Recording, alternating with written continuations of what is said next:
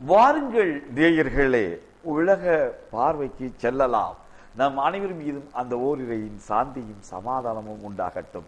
நேற்றையினுடைய தொடர்ச்சியாக இன்று வந்து கொண்டிருக்கிறது. நீங்க ஆரம்பிச்சீங்க அமெரிக்கா ஒபாமாவை பார்த்து கேட்டிருப்போம். எந்த அளவுக்குன்னா யூ வின் அப்படிலாம் விளம்பரப்படுத்தி கொண்டு தேர்தல் களத்தை சந்தித்தார். அந்த அளவுக்கு மிகப்பெரிய சில்வர் டங் ஒராக்டர்னு சொல்லுவாங்க. அந்த அளவுக்கு சிறந்த சொற்பொழிவு பேச்சாளராக இருக்க ஒபாமா வந்து மிக பிரம்மாண்டமான எழுச்சி, கழுப்பினத்திலிருந்து ஒரு தலைவர் வருவாரா என்ற அளவிற்கு மிகப்பெரிய மாற்றத்தை கொண்டு வரக்கூடியவராக அவர் இருப்பார் என்று அவர்தான் பேசினார். நம்ம நாட்டில் பிரதமராக இருக்கக்கூடியவர் எப்படியெல்லாம் தெரு தெருவாக முக்குக்கு முக்காக போய் எல்லாம் தன்னுடைய தேர்தலில் பிரச்சாரம் செய்தாலோ அதே அடிப்படையில் அதே மாதிரி தான், அதை விட அட்வான்ஸாக ஒபாமா பண்ணினார். மாற்றம் அமெரிக்காவில் வரும் என்று அந்த மக்கள் எல்லாம் எதிர்பார்த்தார்கள். 2 முறை வந்து விட்டார். ஆனால் எந்த மாற்றமும் இந்த தேசத்தில் ஏற்படவில்லை. பொருளாதார ரீதியாக அமெரிக்கா, உயர்ந்த அமெரிக்கா இன்னும் மிக மோசமான நிலைக்கு தான் சென்று கொண்டிருக்கின்றது. அதை அந்த மக்கள் மனதில் பதிய ஆரம்பித்தது விட்டது மட்டுமல்லாமல் வெளியுறவு கொள்கையில் அவருடைய கட்சி மாற்றத்தை ஏற்படும் என்ற ஆச்சரியம் மக்கள் மத்தியில் இருந்து கொண்டிருந்தது. ஆனால் வெளியுறவு கொள்கையிலும் ஒண்ணுமே இல்லாத சூழல் இருக்கிறப்ப அங்கங்க தேர்தல் நடக்குது. மாநகராட்சி தேர்தல், நகராட்சி தேர்தல், கவர்னருக்கான தேர்தல், எல்லா தேர்தலையும் ஒபாமா கட்சி டெபாசிட் இழந்தது மட்டுமில்லாமல் ஏகப்பட்ட ஏறக்குறைய 60% மேல எதிர்கட்சினா நீங்க யாரை சொல்லணும்னா புஷ் இருந்தார்ல, ஜூனியர் புஷ், சீனியர் புஷ், அவருடைய கட்சிகள் பெரிய அளவுல வந்து கொண்டிருக்கிறார்கள். அடுத்த அதிபர் தேர்தலில் ஹிலாரி கிளின்டனை தான் தலைவராக நிப்பாட்டுவாங்க, வருங்கால அதிபராக ஹிலாரி கிளின்டன் தான் இருப்பார்கள் என்ற ஒரு கருத்து இருந்தாலும் கூட இவங்க கட்சியே வராதோ என்ற அளவிற்கு தான் அமெரிக்காவுடைய சூழல் மிக மோசமாக இருந்து கொண்டிருக்கின்றது. அதாவதுங்க வந்து பிரதிநிதிகள் சபைன்னு சொல்லுவாங்க, 435 பேர்கள் கொண்டது அது. அதே மாதிரி செனட் உறுப்பினர்கள் வந்து 100 பேர். இவங்க தான் வந்து அந்த சட்ட ரீதியான இதை தொகுக்கக்கூடியவர்கள். அதே போல 33 இடங்கள், 38 மாகாண ஆளுநர்களுக்கான தேர்தல், 46 நகராட்சி தேர்தல் என்று எல்லா தேர்தலையும் அடிக்கு மேல அடி விழுந்து அவங்களால தாங்க முடியாத அளவுக்கு ஆகி அடுத்து குடியரசு கட்சி தான் வரும் என்ற ரீதியில புஷ் கட்சி அப்படி சொன்னாதான் நம்ம மக்களுக்கு தெரியும். புஷ் கட்சி தான் வரும். ஆனா வந்து புஷ் கட்சி வந்துதான் பல வந்து போர்கள் நடந்திருக்கு. புஷ் அப்பா புஷ் வந்து போரு, மகன் புஷ் வந்து போரு, இவர் வந்து ஒரு கருத்து, இவர் வந்தாலும் மறைமுக போரு. ஆமா, ஜல சமாதி ஆக்கக்கூடிய வேலையெல்லாம் அவர் செய்வார். ஜல சமாதி ஆக்குவாரு, ஜலம் இல்லாத சமாதியாவும் ஆக்குவாரு. எல்லாமே பாத்தீங்கன்னா அவர் நினைக்கிறதெல்லாம் நடக்குங்கிறது ஒரு பக்கம். உக்ரைன் என்று சொல்லக்கூடிய நாடு, ஏன்னா ரஷ்யாவில் இருந்த ஒரு பகுதிங்க. ஆக்சுவலா ரஷ்யான்னு தான் சொல்லணும். ரஷ்யாவில இருந்து எல்லாம் சோவியத் யூனியனாக இருக்கின்ற போது ஆமா ஒன்னா இருந்துச்சு இல்லையா. நல்லா அப்ப பாத்தீங்கன்னா அழகான அட்டை போட்டு வரும் சோவியத். அந்த புத்தகங்கள்லாம் படிக்கிறதுக்கு அவ்வளவு ஆர்வமா இருக்கும், அவ்வளவு பளபளன்னு இருக்கும். அந்த படங்கள்லாம் அற்புதமா, லெனினின் அரசும் புரட்சியும்லாம் நம்ம அதுலதான் படிச்சோம். நாம படிக்கிறோமா இல்லையா, படம் பார்த்தோம், நல்லா நல்ல படமா இருந்துச்சு. ஆனா வந்து அந்த மாதிரி இருந்துச்சு இல்லைங்க. அதுல அப்போலாம் உக்ரைனும் சேர்ந்து இருந்துச்சுங்க. அப்புறம் உக்ரைனை வந்து இப்ப தனி நாடா எல்லாம் பிரிஞ்சு போறப்ப எல்லாம் தனி நாடா போனாங்க. இப்ப உள்ள போயிட்டு உக்ரைனுக்குள்ள போய் அதுவும் ஏன் நாடுதான்னு மறுபடி புத்தின் கொஞ்சம் எந்திரிச்சு மைல்டா போனாரு. அது நேரடியாவே போகல அவர். இல்ல புத்தின் வந்து கொஞ்சம் புத்திசாலி. ஏன்னா அவர் வந்து மகள் லேசா தூண்டி கரெக்டா நேரடியா உட்கார்ந்தோம்னா அவருக்கு புத்தி வேலை செஞ்சு உள்ளுக்குள்ளேயே மக்கள் புரட்சி எப்படி வந்து மக்கள் புரட்சி தூண்டி விட்டு பிரச்சனை பண்ணப்படுமா அப்படி பிரச்சனை பண்ணி ஆரம்பிச்சாருங்க. அது கிரிமியா என்று சொல்லக்கூடிய அந்த பகுதியை முதல்ல பிடிச்சாரு. இப்போ உக்ரைனையும் பிடிக்கணும் அப்படிங்கிற ஆசை. ஆனா ஒரே நாள்ல 40 பேர் கொல்லப்பட்டதாக பெரிய வரலாற்று உண்மையா ஐநா சபை தான் சொல்லி இருக்குது. நான் கேட்கிறேன், 1.5 லட்சம் பேர் கொல்லப்பட்டானடா இலங்கையில. அது தெரியாதா உங்களுக்கு? 2000 பேர் இந்தியாவுல குஜராத்ல கொல்லப்பட்டானே, பேர் கொல்லப்பட்டானே, அது தெரியாது. ஈராக்ல பல லட்சம் பேர் கொல்லப்பட்டு கொண்டிருக்கிறானே, அது தெரியா உங்களுக்கு? ஆப்கானிஸ்தான கொலை செய்யப்பட்டு கொண்டிருக்கின்றார்கள், அது தெரியா உங்களுக்கு? எதுவுமே தெரியறது இல்லைங்கிறது தானே உண்மை. அடுத்து இன்னொரு செய்தி வந்து கொண்டிருக்கின்றது. அடுத்து ஐநா சபையோட பொதுச் செயலாளர் வரக்கூடிய வாய்ப்பு இந்தியருக்கு இருந்து கொண்டிருக்கின்றதா. அது நம்ம மன்மோகன் சிங் அவர்களுக்கு இருக்கக்கூடிய வாய்ப்பு இருக்கின்ற ஒரு அனலைசிஸ் நடந்து கொண்டிருக்கின்றது. ஏன்னா அவர் ரொம்ப அமைதியா இருந்தார் பாத்தீங்களா. அமெரிக்காவுக்கு கை கட்டிக்கிட்டு ஐநாவுக்கும் கை கட்டி கொண்டு சேவம் செய்து கொண்டிருந்தார் பார்த்தீங்களா. அதனால அப்படிப்பட்ட வாய்ப்பு இருக்கிறதாக ஒரு தகவல் வந்து இல்ல. ஜப்பான்ல கூட இப்ப கூப்பிட்டு பரிசு இதெல்லாம் எல்லாம் போட்டு ஜம்முல உட்கார்ந்திருந்தாரு. வாயில்லா பூச்சி ஒண்ணுமே சொல்லாது. அவார்ட் கொடுத்திருக்காங்க. ரொம்ப நல்லெண்ணம் கொண்டவர் அப்படின்னு சொல்லி அவார்ட் கொடுத்திருக்காங்க. நல்லபடியா கொடுக்கட்டும் என்று பார்த்தால் நம்ம மறக்கவே முடியாத ஒரு செய்தி என்று இருக்கிறது என்றால் அல் கொய்தாவினுடைய தலைவராக பார்க்கப்பட்ட பின் லேடன் அவர்கள் கொல்லப்பட்ட அந்த நிகழ்வு இருக்கிறதே நாம மறந்திருக்க முடியாது. 2011 மே மாதம் 2ஆம் தேதி இன்னொரு நாட்டுக்குள்ள இது பாருங்க, ஒரு நாட்டுல இருந்து இன்னொரு நாட்டுக்குள்ள போவானா, இன்னொரு நாட்டுக்குள்ள போய் அந்த நாட்டுல உள்ள கொள்ளுவானா, அந்த நாட்டுல கொன்னோட மாத்திரம் இல்லை அந்த பாடியை தூக்கிட்டு வந்து ஜலசமாதியில பண்ணுவானுங்களாம். இதையெல்லாம் கேட்கறதுக்கு இந்த நாட்டுல எதுவுமே கிடையாது. இவனுங்கெல்லாம் பயங்கரவாதியே கிடையாதான். பயங்கரவாதியேன்னு ஒருத்தரை சொல்லிக்கிட்டு போய் இவன் கொள்ளுவானாம். அட நாம என்ன முதல்ல இருந்து நம்ம கேட்டுட்டு இருக்கிறதான் பயங்கரவாதின்னு சொல்ற இல்லடா. நீ சர்வதேச நீதிமன்றத்துல தான் நிப்பாட்டணும். நீ பொம்மத்தனமா ஒரு நீதிமன்றத்துல நிப்பாட்டி இந்த சதாம் ஹுசேனுக்கு தூக்குல போட்டி இல்ல, அப்படியாவது நீ பண்ணிருக்கணும்லடா. நீனா கொன்னு நீனா புதைக்கிறதுக்கு நீ யாரா அப்படின்னு கேட்டோம்ல. இப்ப என்னடானா ஒரு பெருமைக்குரிய செய்தியாக ஒண்ணு சொல்லியிருக்காங்க. இந்த நேவி சீல் அப்படின்னு சொல்லக்கூடிய அந்த அதிரடி இப்படிதான் உள்ள போச்சான். இப்ப யார் அந்த வீரர் வந்து யார் சுட்டு கொண்டார் அப்படின்னு தெரியலையா, யாருக்குமே இது வந்து தெரியாம இருந்துச்சான். இப்ப வந்து தெரியப்படுத்திருக்காங்களாம். அந்த வீரர் பேர் என்னடான்னா 38 வயசாம், ஓ நெயில் அப்படின்னு சொல்லக்கூடிய அவர் தான் 3வது மாடிக்கு போனாராம். நேரடியா பார்த்தாராம், டும் டும் டும் டும் 3 தடவை சுட்டாராம். சுட்டோன்னா அவர் செத்துட்டாராம். பாவீங்களா, நீங்க எல்லாம் செஞ்சா அது பயங்கரவாதமே இல்லடா, தீவிரவாதமே இல்லடா. நீங்க போய் சுடுவீங்க கொல்லுவீங்க, இதுலயும் பொண்டாட்டி புள்ள குட்டி இதோட வாழக்கூடிய ஒரு மனிதன், அந்த மனிதனை நீங்க நேர்மையான ஆட்களா இருந்தா சிறைபிடித்து நீங்க தூக்கிட்டு போயிருக்கலாம், உங்க அமெரிக்காவுக்கு வேண்டாலும் கொண்டு போயிருக்கலாம். இப்படி எல்லாம் அநியாயத்தை பண்ணிட்டு அவர் நான் தான் சுட்டு கொண்டு சொன்னாராம், நம்ம தான் இது பண்ண சொன்னாராம். இவர் ஒரு பத்திரிகைக்கு வந்து பேட்டி கொடுத்துருக்காராம், ஒரு தொலைக்காட்சியில் அவருடைய பேட்டி வரப்போதான். இப்ப யாருன்னு தெரியறதுனால என்னடா நன்மை? சொல்லாம இருந்தீங்கன்னா பரவாயில்லடா. இல்ல அல்கொய்தாவை பாக்கி பேர் இருக்கிறதா இப்ப நீங்க தான்டா சொல்றீங்க. நீங்க தான் சொல்றீங்க அல்கொய்தாவில் இப்ப இருக்கீங்க, நீங்க தான் சொல்றீங்க அல்கொய்தாவை சேர்ந்தவங்க வருவாங்க, நீங்க தான் சொல்றீங்க.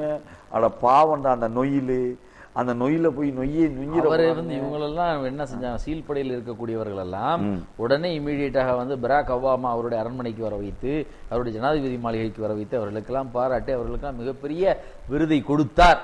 ஆனா எப்படி இருந்தாலும் சரி நீதியாகவும் நியாயமாகவும் நடந்து கொள்ள வேண்டும் என்பதைத்தான் இந்த நிகழ்ச்சியை நம்ம வலியுறுத்தி வந்து கொண்டிருக்கின்றமா. இருந்தாலும் கூட போர்பர்ஸ்னு ஒரு பத்திரிகை இருக்கின்றது, மிக முக்கியமான பத்திரிகை. ஆனா நம்ம நாட்டில் உள்ளவங்களுக்கு போர்பர்ஸ்னா ரொம்ப பரிச்சயம். ஏன்னா போர்பர்ஸ்ல தான் ஊழல் பண்ணாங்க அப்படிங்கிற விஷயம், ராஜீவ்காந்தி பண்ணாருங்கிற விஷயத்தினால போர்பர்ஸ் நமக்கெல்லாம் மிக தெரிஞ்சதா இருந்தாலும் ஊழல் அப்படின்னு சொன்னாவே மிக தெளிவாக தெரியும். ஆனா இது போர்பர்ஸ் பத்திரிகை தெளிவாக செல்கின்றது. எந்த அளவுக்கு 72 பேர் அடங்கிய பட்டியலை வெளியிட்டிருக்கு. நீங்க 72 பேர் அடங்கிய பட்டியலை வெளியிட்டிருக்குன்னா நீங்க வந்து சுவிஸ் வங்கியில வச்சிருக்கிறாங்களே வக்கீல் ஒரு பட்டியலை வந்து நீதிபதிட்ட கொடுத்தாங்களே, அந்த நீதிபதி பிரிச்சே பார்க்காம அப்படியே கொண்டு போய் புலனாய்வு துறை கொடுத்தாரு. புலனாய்வுத்துறை பிரிச்சு பார்த்த முன்னாடி இதுல உள்ளவங்க பல பேருக்கு வங்கி கணக்கே இல்ல, வங்கி கணக்குல காசே இல்ல அப்படின்னு சொல்லிட்டு புலனாய்வுத்துறை சொல்லுதே. அப்படிப்பட்ட பட்டியல் இல்ல. 72 பேர்ல யார் இருக்கிறாங்க? நாட்டுல சக்தி மிக்க மக்கள், இந்த தேசத்துல இந்த உலகத்துல சக்தி மிக்க மக்கள் யார் இருக்கிறாங்களோ ஒரு ஆய்வு செய்து அந்த ஆய்வில் சொல்லுதுன்னா முத யார் இருக்கிறானா, ரஷ்யாவுடைய அதிபராக இருக்கக்கூடியவர் தான் இருந்து கொண்டிருக்கின்றார் என்ற செய்தி வந்திருக்கின்றது. விளாடிமிர் புதின் அவர்தான் முதல் இடத்துல இருக்கிறார். 2வது இடத்தை யாரா பிடிச்சிருக்கா? Mister Barack Obama. 3வது இடத்தை யாரா இருக்கா?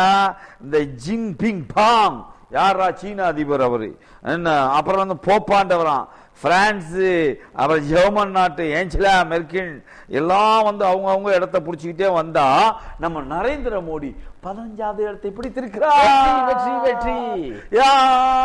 ஒரு காலத்துல வந்து சோனியா காந்தி 7வது இடத்துல இருந்தாங்க. 9வது இடத்தை வந்து பேசவே தெரியாத மன்மோகன் சிங் பிடிச்சாரு. அதுக்கு மேல பின்னாடி தான் வந்திருக்கிறாரு. ஆமா, இதெல்லாம் வந்து நரேந்திர மோடி இப்ப வந்து லிஸ்ட்ல இல்லையா சோனியா காந்தி. ஆமா, அப்படி ஒரு தகவல். ஆமா வந்து அது அப்ப போப்பர்ஸ் வந்து கரெக்டா தான் இருக்குது. அந்த ரிலையன்ஸ் முகேஷ் அம்பானி இருக்காரு இல்லையா, அவர் 36வது இடத்துல இருக்காராம். லட்சுமி மிட்டல் இருக்காரு இல்லையா, அவர் 57வது இடத்துல இருக்காராம். அந்த மைக்ரோசாப்ட்வேருடைய தலைமைச் செயலாளராக இருக்கக்கூடிய சத்யா அவர்தான் வந்து எத்தனாவது இடத்துல இருக்கிறார் என்று பார்த்தா 64வது இடத்துல இருக்காராம். இந்தியர்களும் பட்டியலில் இருக்காங்கப்பா. ஒரு 4 பேர் பெருசா வந்துட்டாங்க. மட்டுமல்ல, அது அமெரிக்காவில் இருக்கக்கூடிய பல கம்பெனிகளையும் பிரித்தானில் இருக்கக்கூடிய பல கம்பெனிகளையும் இந்தியர்கள் வாங்கி கொண்டிருக்கின்றார்கள் என்ற சந்தோஷமான செய்தியும் வந்து கொண்டிருக்கின்றது. அது மட்டுமல்லாம அடுத்து பார்த்தோம் என்றால் ஐநாவுல பொது சபையில நடந்த ஒரு மிகப்பெரிய விவாதத்துல பாகிஸ்தான் பிரதிநிதியா இருக்கக்கூடிய தியார் கான் கலந்து கொண்டு பேசியிருக்கிறாரு. அப்ப அவர் என்ன சொல்றாருன்னா, காஷ்மீர்ல வந்து மிகப்பெரிய பிரச்சனை நடந்து கொண்டிருக்கின்றது, அங்கு வந்து சுதந்திரமே இல்லை, அங்கு வந்து முறையான தேர்தலே நடக்கல போன்ற மிகப்பெரிய குற்றச்சாட்டுகள் அவர் வைத்திருக்கிறார். காஷ்மீர் வந்து எங்களுடைய தேசம், எங்களுடைய நாடு, எங்களுடைய நாட்டுல ஏற்கனவே பிரச்சனையா இருந்து கொண்டிருக்கக்கூடிய ஒரு நாட்டை போய் நீ பேசக்கூடிய தகுதி உனக்கு என்ன இருக்கின்றது? அந்த மக்களே, அந்த நாட்டில் உள்ளவர்களே தியாரி கானை வந்து எந்த விதத்திலும் அங்கீகரிக்கவில்லை. ஆனா நீ தெளிவா சொல்றேன்னா அங்க விவாதத்தை சொல்றப்ப நம்ம நாட்டை சார்ந்த ஏறக்குறைய பார்த்தோம் என்றால் அவர் தெளிவாக சொல்கின்றார், கடுமையா நீ சொல்றதெல்லாம் தவறு, காஷ்மீரில் தேர்தல் நடக்கின்றது, அந்த மக்கள் வந்து வாக்குச்சாவடியில் வந்து வாக்களிக்கின்றார்கள், அங்கு ஜனநாயக முறையான விஷயங்கள்லாம் இருந்து கொண்டிருக்கின்றது என்பதையும் நமது தேசத்தின் சார்பாக போனவர்களும் தெளிவாக ஐநா பொது விவாதத்தில் வைக்கும் போது மிகப்பெரிய ஒரு கூச்சலும் குழப்பமும் ஏற்படக்கூடிய அளவிற்கு அங்கு நடந்திருக்கின்றது. மயான் ஜோஷி என்று சொல்லக்கூடியவர் தான் வந்து பிரதிநிதி, அவரது பிரதிநிதி எடுத்து வச்சிருக்கிறார். இவர் பொய்யான தகவலை சொல்கிறார். நாங்கள் மக்கள் பிரதிநிதி, சர்வதேச பிரதிநிதிகள் முன்புதான் தேர்தல் நடத்தப்படுகிறது, அந்த தேர்தலில் தான் அத்தனை நடந்து கொண்டிருக்கிறது அப்படின்லாம் சொல்றாரு. அதெல்லாம் உண்மை. ஆனா காஷ்மீரில் நடத்தப்பட்டு கொண்டிருப்பது என்ன? ஒட்டுமொத்த மக்களும் இதை அங்கீகரித்து விட்டார்களா? இந்த நிமிஷம் வரையிலும் இல்லை என்பதற்கு அப்பாவி 2 பேரை சுட்டு கொண்டு விட்டு இந்த ராணுவம் வெறியாட்டம் ஆடி இருக்கிறதே. இப்ப நடந்தது 4 நாளைக்கு முன்னாடி நடந்த செய்தியாக இருக்கிறதே. இதை மறுக்க முடியுமா? அப்ப இந்த ராணுவத்துக்கு வரையற்ற அதிகாரத்தை கொடுத்திருப்பது எது? இந்த அதிகாரத்தை ரத்து செய்ய சொல்லித்தான் அந்த நாட்டில் அந்த மாநிலத்தினுடைய முதல்வர் உமர் வந்து சொல்லிக்கொண்டே இருக்கிறார். உமர் அப்துல்லா சொல்லிக்கொண்டே இருக்கிறார். காதில் வாங்கிக் கொள்வதற்கு தயாராக இல்லை. ஒரு பக்கம் இருக்கிறது, உண்மையிலேயே உரிமை கொடுப்பதாக சொல்லிக்கொண்டு ஒரு நாடகத்தை நடத்துகிறோமோ என்று என்ன தோன்றுகிறது. ஆனால் நீ கொடுக்காத உரிமையை நாங்க கொடுத்திருக்கோம், அது உண்மை.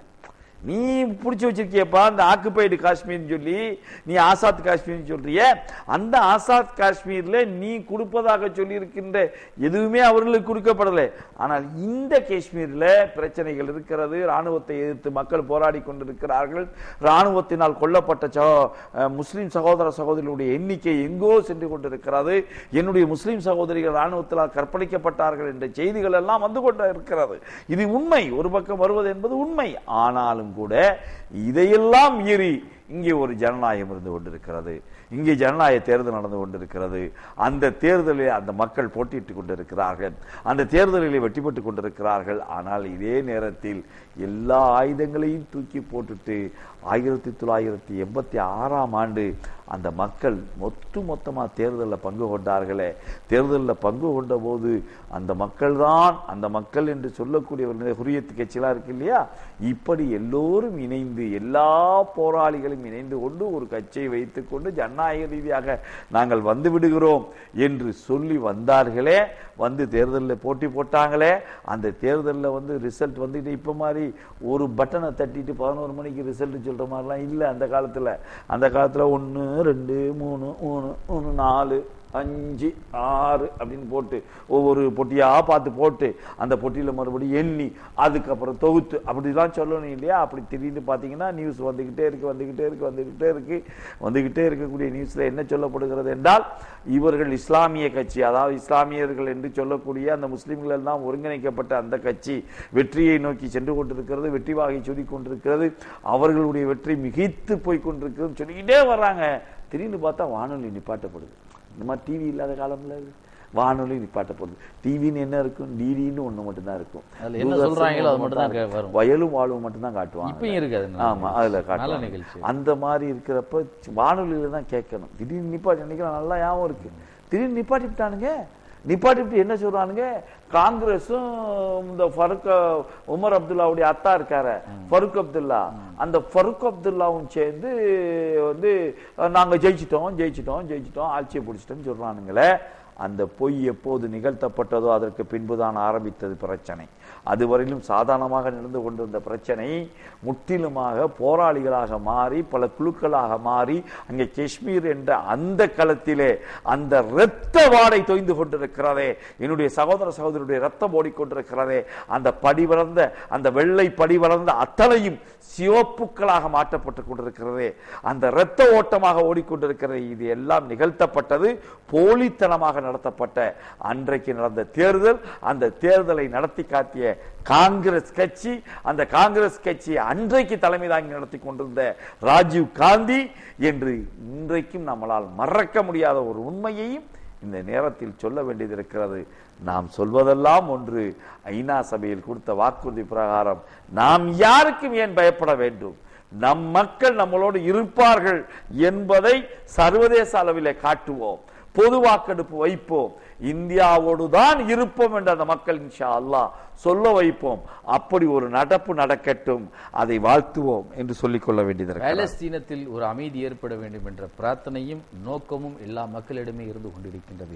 பாலஸ்தீனம் தொடர்ந்து இரத்த களரியாகி கொண்டே இருக்கின்றது. அங்கு மாற்றம் வராதா என்று ஒரு சூழல் இருக்கும்போது ஒரு அற்புதமான ஒரு விஷயத்தை சொல்லி இருக்கின்றார். பாலஸ்தீனத்தில் இருக்கக்கூடிய அதன் நாட்டினுடைய அதிபராக இருக்கக்கூடிய மஹ்மூத் அப்பாஸ், எங்களுடைய உண்மையான நாடு இந்தியா தான் என்று தெல்ல தெளிவாக பிரகடனப்படுத்தி இருக்கின்றார். எந்த அளவிற்கு என்றால் இந்தியாவுடைய பிரதிநிதியாக மகேஷ்குமாரை வரவேற்று பேசுறப்பதான் இந்த தெளிவான விஷயத்தை சொல்லி இருக்கின்றார். மகேஷ்குமாரை பற்றி நாம் கண்டிப்பாக இந்த நேரத்தை சொல்ல வேண்டும். ஏற்கனவே இந்தியாவுடைய பிரதிநிதியாக சவுதி அரேபியாவில் மகேஷ்குமார் அவர்கள் இருந்தார்கள். ஒரு மகேஷ்குமார் இருக்கும்போது இந்தியாவில் இருந்து போகக்கூடிய அந்த ஹஜ் யாத்ரீகர்களுக்கும் உம்ரா செல்லக்கூடிய யாத்ரீகர்களுக்கும் பல்வேறு விதமான உதவிகளை செய்யக்கூடிய ஒரு மனிதராக இருந்து கொண்டிருக்கிறார். எந்த அளவுக்கு அந்த தூதர் அதிகாரிகள் இப்படி ஒரு அதிகாரியா, ஏனென்றால் ஒரு ஹாஜி கூட முறையாக ஹஜ் செய்யாமல் போய்விடக்கூடாது என்பதெல்லாம் மிக தெளிவாக இருக்கக்கூடிய ஒரு அதிகாரியா இருந்த ஒரு நல்ல மனிதரைத்தான் தற்போது பாலஸ்தீனத்திற்கு போட்டிருக்கின்றார்கள். என்ற நேரத்தில் பாலஸ்தீனத்துடைய வரலாற்றில் ஒரு மிகப்பெரிய மாற்றம் ஏற்பட வேண்டும் என்பது மட்டுமல்லாமல் தொடர்ந்து தொடக்கத்தில் இருந்தே பாலஸ்தீனத்தில் யாசர் அரபாத்தை பற்றி உங்களுக்கு எல்லாம் நன்றாக தெரியும். மிகப்பெரிய அந்த தலப்பாவை, அந்த துண்டை மக்கள் மத்தியில அறிமுகப்படுத்தினதே அப்படிப்பட்ட ஒரு மிகப்பெரிய ஒரு ஷஹீத் என்றுதான் சொல்ல வேண்டும். அந்த யாசர் அரபாத் இந்தியாவோடு மிக அற்புதமான உறவை வைத்திருந்தார். இந்திரா காந்தி அவர்களும் மிக அற்புதமான நட்புறவை வைத்துக் கொண்டிருந்தார்கள். மட்டுமல்லாது இந்திரா காந்தி அவர்கள் இருக்கும் வரை இந்த தேசத்தில் தூதரவு உறவே இல்லை. யாருடைய தூதரவு உறவுனால் இந்த தேசத்தில் இந்த ஒட்டுமொத்த உலகத்துக்கே நச்சு கிருமியா இருக்கக்கூடிய இஸ்ரேலுடைய எந்த உறவையுமே இந்தியா வைக்காமல் இருந்தது. நரசிம்மராவ் என்ற மிக மோசமான பாதகன் இந்த தேசத்துக்கு பிரதமராக வந்த பின்புதான் அப்படிப்பட்ட ஒரு கேடு விளைந்தது என்பதை இந்த நேரத்தை சொல்லி வைக்கின்றோம். இல்ல, கண்டிப்பாக கண்டிப்பாக இந்தியாவுக்கு மிக ஆதரவல்ல இந்தியா அங்கீகரித்தது, இஸ்ரேலை அங்கீகரிக்க மறுத்தது என்பதும், அதுல நரசிம்மராவ் என்ற ஒருவனை கொண்டு வந்து அமெரிக்கா வைத்தது என்பதும், அந்த நரசிம்மராவ் என்ற நல்லவன் மூலியமாகத்தான் பாபரி மஸ்ஜித் இடிக்கப்பட்டது என்பதையும் இந்த நேரத்தில் நாம் சேவை வந்து அவர்கள் தயார் பண்ணி கொண்டு வந்தார்களா, அதே போன்று நரசிம்மராவை இங்கு கொண்டு வந்தார்கள். அதாவது திறந்த வெளி சந்தையை ஏற்பாடு செய்வதற்காக கொண்டு வரப்பட்ட ஒப்பந்தங்கள் அப்பதான் நடக்க ஆரம்பித்தது. போன்ற மிக நரசிம்மராவ் காலத்தில் நடந்தது. பாபரி மஸ்ஜித் இடிக்கப்பட்டதும் அந்த நரசிம்மராவ் காலத்தில் தான். பாபரி மஸ்ஜித் இடிக்கப்பட்ட டிசம்பர் 6 நாம் எல்லாம் மறந்து விட முடியாது. இந்திய தௌஹீத் ஜமாத் எப்படிப்பட்ட ஆர்ப்பாட்டங்களை நடத்த வேண்டும், எப்படிப்பட்ட போராட்டங்களை நடத்த வேண்டும் என்பதை பற்றி தீர்க்கமான சிந்தனையில் இருந்து கொண்டிருக்கின்றது. இன்ஷா அல்லாஹ் அடுத்த வாரத்தில் இந்திய தௌஹீத் ஜமாத் எப்படிப்பட்ட ஆர்ப்பாட்டத்தை வருகின்ற டிசம்பர் 6 அன்று நடத்த இருக்கின்றது என்பதை நேரடியாக இந்த நிகழ்ச்சியில் நாம் அறிவிப்போம். இன்ஷா அல்லாஹ். கண்டிப்பாக கண்டிப்பாக நாம் வந்து சொல்லிக் கொள்வதெல்லாம் ஒன்றே ஒன்றுதான், அந்த நரசிம்ம ராவுடைய அந்த ஆட்சிக்கு பின்புதான் எல்லா மாறுதல்களும் இங்கே நிகழ்த்தப்பட்டது. இன்றைக்கு வந்திருக்கக்கூடிய மன்மோகன் சிங் ஆகட்டும், இன்றைக்கு தேர்ந்தெடுக்கப்பட்டிருக்கின்ற நம்முடைய மோடி ஆகட்டும், இவர்கள் அத்தனை பேருமே அமெரிக்கா யாரை நினைக்கிறதோ அவர்களை இந்த நாட்டினுடைய பிரதம நாற்காலில் அமர்த்தும் அந்த சர்வ வல்லமையும் அதனிடம்தான் இருக்கிறது. நம்முடைய உண்மையான எசமா அமெரிக்கா தான் என்பதை அப்பப்போ இல்லை எப்பவுமே காட்டிக்கிட்டு இருக்கிறோம். அப்படி காட்டுறதுடைய விளைவுதான் இத்தனையும் நடந்து கொண்டிருக்கிறது என்பதை ஒரு பக்கம் பார்த்தால், ஐஎஸ் என்று சொல்லக்கூடிய ஐஎஸ் முதல்ல வந்துச்சு, இப்ப ஐஎஸ் மட்டும் நிறுத்திட்டாங்க. ஆமா, இஸ்லாமிக் ஸ்டேட்ஸ் நிறுத்திட்டாங்க. இப்ப என்னடான்னா, இப்போ திடீரென்று ஒரு நியூஸ் வந்திருக்கு. திடீர்னு இல்லை, எனக்கு என்னமோ இது திடீர்னு வந்த நியூஸ் இல்லை. இந்த நியூஸை எல்லாம் யார் உருவாக்குவானா, அமெரிக்கா தான் உருவாக்கும். அமெரிக்காவினுடைய FBI என்று சொல்லக்கூடிய, அதாவது அதனுடைய முன்னாள் அதிபராக நிபுணராக இருந்தவர் மேத்யூ லேவிட், அவர் வந்து என்ன சொல்லியிருக்காருன்னா, அல்-கொய்தாவெல்லாம் நத்திங், அல்-கொய்தாவெல்லாம் ஒண்ணுமே இல்லையா. அப்புறம் என்னடா ஒன்னும் இல்லை, தாலிபான் இஸ் நத்திங். அப்புறம் இப்ப எல்லாம் ஐஎஸ் தான் எல்லாம். என்னடாப்பா ஐஎஸ் தான் இல்லைன்னா என்னடா அர்த்தம்? அவனுங்க வந்து சிரியாவிலையும் ஈராக்லையும் வந்து மெயினா வந்து எண்ணெய் கிணறுலாம் அவங்க கையில தான் இருக்குது. எண்ணெய் கிணறு அடிச்சாலும் பிரச்சனை, அடிக்கலன்னாலும் பிரச்சனை. கோடிக்கணக்கில் வியாபாரம் பண்றாங்க, பில்லியன் கொட்டுன்னு கொட்டுது. அப்படின்னா எனக்கு என்ன புரியல, போராளிங்கிற நீ ஒரு பக்கம், அவங்க துப்பாக்கி எடுத்துட்டு தான் அலையிறானுங்க, மக்கள் எல்லாம் சுடுறாங்கிற, மக்களை சுட்டுக்கிட்டே எப்படா விற்கிறான் புரியலடா. நீங்களே முரண்படுறீங்களா? ஒன்னும் நீங்க ஒரு ஒப்பந்தத்துக்கு வாங்க, என்ன ஒப்பந்தம்? உண்மையிலே அங்க ஒரு ஆட்சி நடக்கிறது. ஆட்சி நடப்பதினால் அங்கே இருந்து வர்த்தகம் நடக்கிறது. அந்த வர்த்தகத்தினுடைய அடிப்படையிலே இதெல்லாம் செய்யப்படுகிறதுன்னு சொல்லு. அதையும் ஒத்துக்கிற மாட்டேங்கிற. அதை என்ன சொல்ற? அப்படி இல்லையா, தீவிரவாதிகளா இவங்க. சரி, தீவிரவாதின்னு சொன்னா எப்படா எண்ணெயை கொண்டு போய் எந்த நாட்டில எப்படி ஆயுதம் கிடைக்குது? அதான் நம்ம மிகப்பெரிய கேள்வி. அமெரிக்க ஆயுதம் ரஷ்ய ஆயுதமாவில இருந்து கொண்டு ரஷ்ய ஆயுதம்லாம் குர்திஸ் கிட்ட தான் இருக்குது. அமெரிக்க ஆயுதம் காலாவதியான போனது. இவன் அமெரிக்கத்துல இந்த நியூ பிராண்டட் அவன் தான் இறக்குறான். அமெரிக்காவில் கூட யூஸ் பண்ணி பார்த்தது இல்லை, இவன் தான் யூஸ் பண்ணிட்டு இருக்கான். இப்ப என்னடா இது எல்லாம் ஒரு பக்கம் இருக்கட்டும்டா. ஆனா என்ன, நம்ம போன மாதமும் அதான் சொன்னோம், 4 படைகளா வந்துட்டீங்க. இந்த பக்கம் பாத்தீங்கன்னா அல் கொய்தா, அந்த பக்கம் பாத்தீங்கன்னா வந்து பஷர் அல் ஆசாத் அவன் அரசு படை, இந்த பக்கம் பாத்தீங்கன்னா IS, இன்னொரு பக்கம் பாத்தீங்கன்னா ஹிஸ்புல்லா. எத்தனை பேர்டா அடிபடுவாங்க இந்த மக்கள்? எத்தனை பேர்டா? என்னடா இவங்க எல்லாம் சேர்ந்து சாவுறது யாரா? அப்பாவி மக்கள். அப்ப யார் ஜிஹாதி ஜிஹாதி ஜிஹாதி? இந்த ஜிஹாதி எதுக்காக? மக்களுக்காக என்றால் அந்த மக்கள் நல்லா இல்லையப்பா, அந்த மக்கள் செத்துக்கிட்டு இருக்கானப்பா. அந்த மக்கள் வீடற்றவர்களாக நாதியற்றவர்களாக அலைந்துகிட்டு இருக்கிறான 8000 குழந்தைகள் இது வந்து கொல்லப்பட்டிருக்கலாம். டேய், போன உயிரை திருப்பி தர முடியுமாடா அவங்களால? டுமுன்னு சுட்டு போறீங்களாடா, திருப்பி தர முடியுமாடா? யாராவது திருப்பித்தாங்க. யாரெல்லாம் இதை கையில் எடுத்துக் கொண்டிருக்கின்றீர்களோ, எதற்காக நீங்கள் இதை கையில் எடுத்துக்கொண்டீர்களோ, அந்த நோக்கம் என்ன ஆகிவிட்டது? சிறை விட்டு போகிறதா, ஒன்றுமில்லாமல் ஆக்கப்படுகிறதா? நமக்கு ஒண்ணுமே புரிய மாட்டேங்குதுயா. இறைவா, நாங்கள் கேட்கின்ற, நாம் வைக்கின்ற பிரார்த்தனை எல்லா சகோதரர்களும் முன்வைங்கள். இறைவா, இவர்கள் திருமறை குர்ஆனை தெளிவாக படிக்கட்டும், முகமது நபியுடைய வழிகாட்டுதலை இவர்கள் தெளிவாக அவர்கள் படித்துக் கொள்ளட்டும். எங்கேயுமே முகமது நபி யாந்த எதிரிகளையும் கருத்தறுக்க சொல்லவில்லை. ஆனால் இங்கே நடப்பது எதிரிகளை கூட கருத்தறுக்கவில்லை. இவர்கள் சகோதரர்களை கருத்தறுத்துக் கொண்டிருக்கிறார்களா, சகோதரர்களை சுட்டுக் கொண்டிருக்கிறார்களா? ரொம்ப தெளிவாக அமெரிக்காவும் ரஷ்யாவும் நம்மளையே பிரிச்சு போட்டு, நீ 2 பேரும் அடிச்சுக்கடா, நீங்க 2 பேரும் செத்து போங்கடா, எல்லாம் செத்து போயிட்டு வாங்கடா, இந்த நாடு எங்களுக்கு வந்துடுறான்னு ஆக்கிட்டு இருக்கிறாங்களே, நாம் எதற்கு பதில் சொல்ல போகிறோம் என்று சொல்லவே தெரியவில்லை. இறைவா, இவர்களை ஒன்றுபடுத்து, இவர்களை தெளிவின் பால் கொண்டு வா. யா அல்லாஹ், இவர்களை நேர்வழிப்படுத்தியவின் உள்ளங்களை வழிபறலை செய்து விடாது என்று முஹம்மது நபி ஸல்லல்லாஹு அலைஹி வஸல்லம் அவர்கள் இறைவனை நோக்கி துஆ செய்ய சொன்னார்களே, பிரார்த்தனை செய்ய சொன்னார்களே, அந்த பிரார்த்தனையை தான் முன்வைக்கிறோம். இறைவா, இவர்களுக்கு நேரிய சிந்தனையை, நேரிய வழிகாட்டுதலை கொடிய அல்லாஹ். யாருக்காக எதற்காக போராடுகிறார்கள் என்கின்ற எண்ணத்தை அவர்கள் மத்தியில் ஏற்படுத்தி யா அல்லாஹ் என்பதை ஒரு பிரார்த்தனையாக நாம் முன்வைத்துக் கொள்வோம் என்பதையும் சொல்ல வேண்டியது இருக்கிறது இந்த தருணத்திலே. ஆனா ஒரு பெரிய பட்டியலை கொடுத்திருக்கிறார்கள். இதுவரையிலும் எத்தனை 1000 பேர் இந்த இயக்கத்திலே சேர்ந்திருக்கிறார்கள். ISல என்னடான்னா 80 நாட்டை சேர்ந்த வீரர்கள் சேர்ந்திருக்கிறாங்களாம். 80 நாட்டை சேர்ந்த வீரர்கள் வந்து இதுல சேர்ந்துட்டாங்களாம், ஜிஹாதிகள் வந்திருக்காங்களாம். 80 நாட்டுல உள்ளவங்க எப்பரா விசா பாஸ்போர்ட் இல்லாம உள்ளவங்க நமக்கு தெரியல.